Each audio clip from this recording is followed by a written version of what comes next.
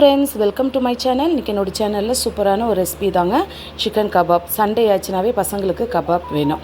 So இப்போ 1 kg சிக்கனில் நான் இஞ்சி பூண்டு பேஸ்ட்டு 1.5 ஸ்பூன் எடுத்துக்கிறேன், ஒரு முட்டை, அதுக்கப்புறம் மிளகாய்த்தூள் ஒரு ஸ்பூன், மஞ்சத்தூள் ஒரு 1/4 ஸ்பூன். இது பெங்களூரில் கிடைக்கிற தேஜு கபாப் மசாலா, ரொம்ப நல்லாயிருக்கும். அது ஒரு பேக்கெட் எடுத்துருக்கிறேன். அதுக்கப்புறமா சோயா சாஸ், சில்லி சாஸ், அப்புறம் சில்லி ஃப்ளேக்ஸ் கொஞ்சம் போட்டிருக்கிறேன்.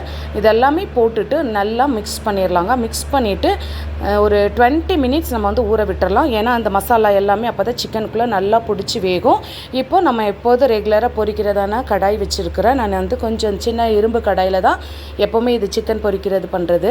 இப்போ எண்ணெய் நல்லா சூடான உடனே நம்ம ஊற வச்சுருந்த சிக்கனை கொஞ்சம் கொஞ்சமாக போட்டு பொரிச்சுக்கிறோங்க. நான் ஃபஸ்ட்டே நம்ம வீடியோவில் சொல்லியிருப்பேன், நான் கொஞ்சம் கொஞ்சமாக தான் எண்ணெய் ஊற்றி ஃப்ரை பண்ணுவேன்னு.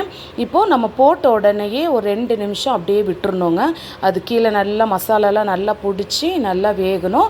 அதுக்கப்புறமா திருப்பி போட்டு விடணும். அப்போ தான் உங்களுக்கு பார்த்திங்கன்னா மசாலா கொஞ்சம் கூட பிரிந்தே போகாது. அதே மாதிரி கீழே ஒரு 3 நிமிஷம், மேலே 1 நிமிஷம் அப்படி நல்லா மிக்ஸ் பண்ணிவிட்டு நல்லா கோல்டன் ப்ரௌன் கலரில் வர வரைக்கும் நல்லா ஃப்ரை பண்ணி எடுத்துடலாங்க. இந்த கபாப் உங்களுக்கு பார்த்திங்கன்னா நல்லா ஜூஸியாகவும் இருக்கும். அதே மாதிரி நல்லா காரமும் பிடிச்சிருக்கும். நம்ம ஏன் எக்ஸ்ட்ரா காரம் போடுறோன்னா, அந்த தேஜு கபாப் பவுடரில் அவ்வளோ உங்களுக்கு காரம் இருக்காது. நமக்கு எக்ஸ்ட்ரா கொஞ்சம் காரம் வேணுங்கிறனால நான் கொஞ்சம் மிளகாய்த்தூளும் கொஞ்சம் உப்பும் ஆட் பண்ணிக்குவேன். அதில் கொஞ்சம் உப்பு சேர்த்திருப்பாங்க. ஆனாலும் நம்ம முட்டையெல்லாம் சேர்த்துறனால நம்ம கொஞ்சம் எக்ஸ்ட்ரா ஒரு 1/4 ஸ்பூன், 1/2 ஸ்பூன் ஆட் பண்ணிக்கலாம். அப்போ தான் கரெக்டான ஒரு டேஸ்ட் உங்களுக்கு கிடைக்கும்.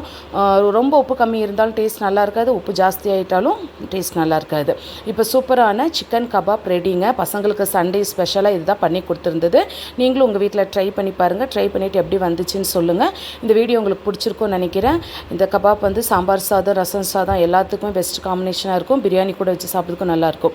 வீடியோ பிடிச்சிருந்தா லைக் பண்ணுங்கள், ஷேர் பண்ணுங்கள். மறக்காமல் சேனலை சப்ஸ்கிரைப் பண்ணுங்கள் ஃப்ரெண்ட்ஸ். தேங்க்ஸ் ஃபார் வாட்சிங்.